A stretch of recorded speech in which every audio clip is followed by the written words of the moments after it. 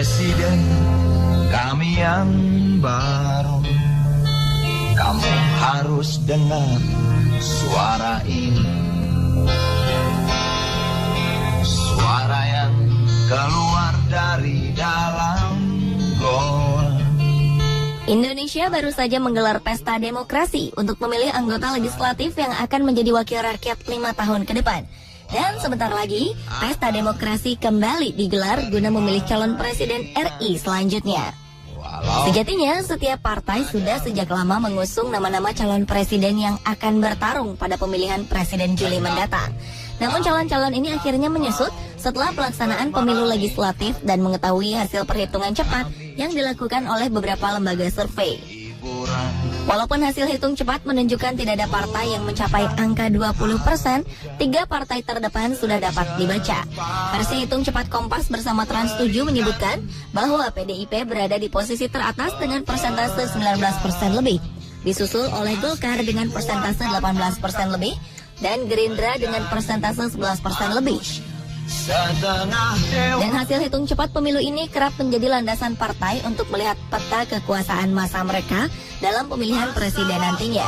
Partai-partai pemilik suara sedikit mungkin akan menawarkan diri untuk berkoalisi dengan partai-partai peraih dukungan terbesar. Ketiga partai di urutan teratas otomatis akan menjadi incaran partai lain untuk berkoalisi. Calon presiden dari PDIP, Golkar, dan Gerindra kini menjadi sorotan publik dan media karena memiliki peluang besar untuk masuk dalam pemilihan presiden nanti. Ketiga calon itu adalah Joko Widodo alias Jokowi, Abu Rizal Bakri atau Ical, dan Prabowo Subianto.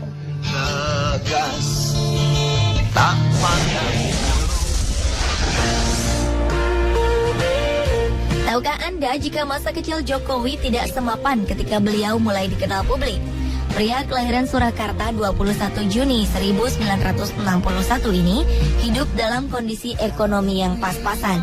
Jokowi bahkan pernah mengalami penggusuran rumah sebanyak 3 kali.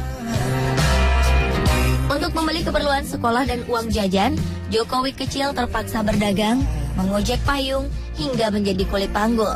Sebagai anak tukang kayu, Jokowi sudah mahir menggergaji kayu sejak usia 12 tahun. Latar belakang inilah yang mungkin membuat Jokowi selalu berpenampilan sederhana dan sering belusukan ke tempat-tempat kumuh.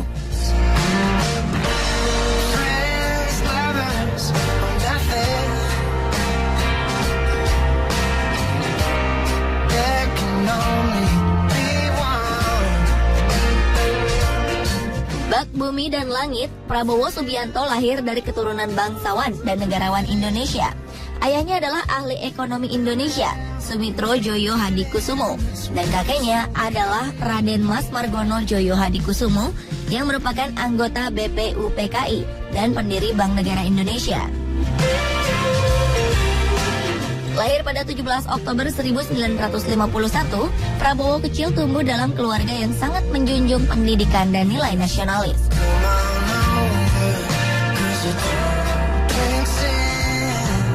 Calon presiden ketiga juga memiliki latar belakang keluarga cukup mapan.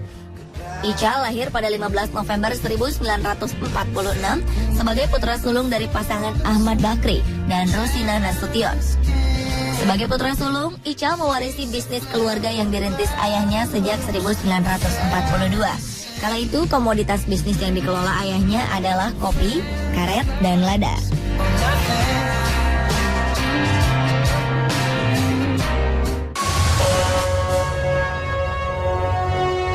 Ingin lepas dari himpitan ekonomi membuat Jokowi berusaha keras mencapai pendidikan hingga jenjang perguruan tinggi negeri. Lulus dari Fakultas Kehutanan Universitas Gadjah Mada, Jokowi sempat bekerja di salah satu BUMN. Dalam perjalanannya, darah wirausaha mengalir deras dalam tubuhnya dan membuat ia mengundurkan diri dari kantor BUMN untuk membuka usaha furnitur dengan modal rumah satu-satunya yang ia miliki. Usahanya ternyata tidak sia-sia. Jokowi menjadi salah satu eksportir kayu dan mebel yang memiliki pelanggan hingga ke negara-negara Eropa. Kesempatan berkeliling Eropa inilah yang membuat Jokowi terbebani untuk memperbaiki kota Solo yang saat itu tidak beraturan.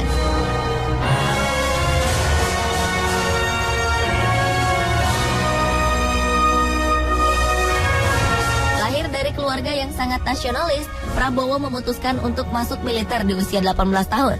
Lulus bersamaan dengan Presiden Susilo Bambang Yudhoyono, Prabowo dipercaya menjadi komandan peleton para Komando Grup 1 Komando Pasukan Sandi Yuda. Kala itu Prabowo dan tim masuk dalam bagian operasi militer di Timur Timur. Prabowo pun menjadi komandan termuda dalam operasi tersebut dalam usianya yang baru 26 tahun. Berbagai prestasi diraihnya dalam karir militer, sampai akhirnya Prabowo pensiun dengan pangkat jenderal berbintang 3. Selain karir militernya, Prabowo kini juga memiliki dan memimpin 27 perusahaan di Indonesia dan di luar negeri. Jumlah yang cukup fantastis untuk ukuran seorang pebisnis merangkap tentara. Sementara itu, karir Ical dimulai dengan mewarisi bisnis sang ayah.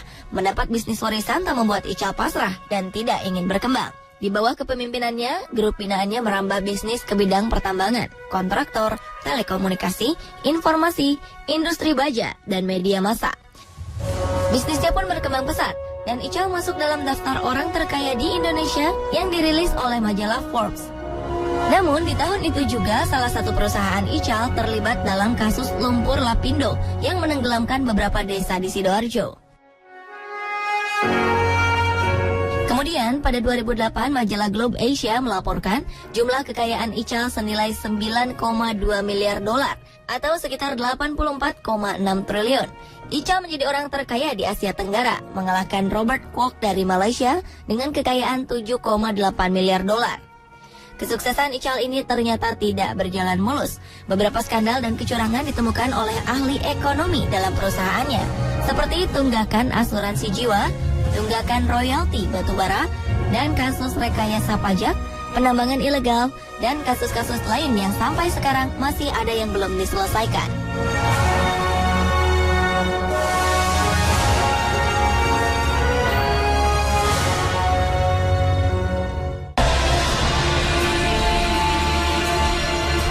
Jokowi mengawali karir politiknya pada 2005 dengan mencoba mencalonkan diri sebagai calon wali kota Solo dengan membawa bendera PDI Perjuangan. Kala itu Jokowi berdampingan dengan FX Hadi Rudiatmo sebagai wakilnya. Mereka memperoleh suara 36,62%. Setelah terpilih, Jokowi dan wakilnya langsung mengadakan perubahan di berbagai sisi kota Solo dan menertibkan masyarakat Solo. Walau banyak yang mengecam, program-program Jokowi dinilai berhasil menertibkan kota Solo. Selain itu, Jokowi dinobatkan menjadi wali kota terbaik ketiga di dunia oleh situs worldmayor.com. Namun, keputusan Jokowi mengundurkan diri sebelum berakhir masa jabatannya di pemerintahannya yang kedua ini membuat sebagian masyarakat Solo kecewa. Pengunduran diri ini terkait dengan niatnya untuk mencalonkan diri menjadi gubernur DKI Jakarta. Pada Pilkada Jakarta 20 September 2012, Jokowi bersama wakilnya Basuki Cahayapurnama atau yang lebih dikenal dengan Ahok memenangkan pemilihan.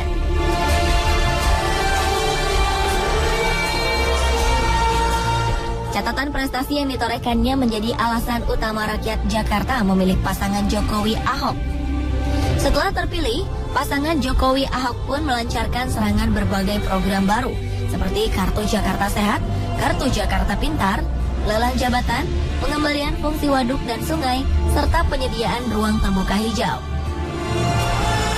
Seperti di Solo, pasangan ini pun mendapat berbagai kecaman dalam menjalankan program-programnya. Namun hal itu membuat nama Jokowi Ahok melambung tinggi, hingga memunculkan wacana untuk mencalonkan Jokowi menjadi presiden. Entah karena alasan apa, Jokowi selalu menepis dugaan publik tentang pencalonannya sebagai presiden dan ingin fokus mengurus ibu kota. Tetapi 3 minggu sebelum pemilihan umum legislatif, partai berlambang moncong putih ini mengumumkan nama Jokowi sebagai calon presiden. Pengumuman mengejutkan ini membuat beberapa kalangan, terutama sebagian warga Jakarta, menyesalkan keputusan Jokowi karena dianggap tidak menepati janjinya ketika menjadi gubernur DKI Jakarta.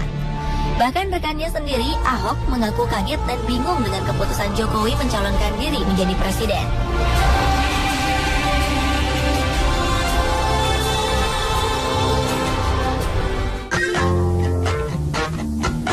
Sementara karir politik calon presiden dari Partai Gerindra, Prabowo, lebih dominan dikaitkan dengan politik Orde Baru. Nama Prabowo kerap dihubungkan dengan kasus pelanggaran HAM yang terjadi di Timur Timur. Pada 1997, Prabowo juga sempat dituduh menjadi salah satu dalang penculikan terhadap sejumlah aktivis pro-reformasi. Semua itu diduga karena hubungannya dengan mantan Presiden Soeharto. Prabowo menikah dengan Siti Hediati Haryadi atau Titik Soeharto, anak keempat mantan Presiden Soeharto. Namun mereka berpisah di tahun yang sama ketika Soeharto mundur menjadi presiden. Nama Prabowo pun menghilang sementara dari kancah perpolitikan Indonesia. Pada 2004, Prabowo muncul kembali dengan mencoba menjadi capres melalui konvensi Capres Golkar. Meski lolos pada putaran akhir, Prabowo akhirnya kalah suara dari rivalnya, Wiranto. 5 tahun kemudian Prabowo kembali mencalonkan diri. Namun kali ini ia menjadi calon wakil presiden mendampingi Megawati. Kekalahan kembali harus diterima Prabowo karena pasangan Mega Pro ini kalah telak dari pasangan SBY Budiono. Dan pada pemilihan presiden kali ini Prabowo kembali mencalonkan diri menjadi presiden di bawah bendera Partai Gerindra. Pencalonan Prabowo ini diduga menjadi faktor pendukung perolehan suara Gerindra menduduki 3 besar.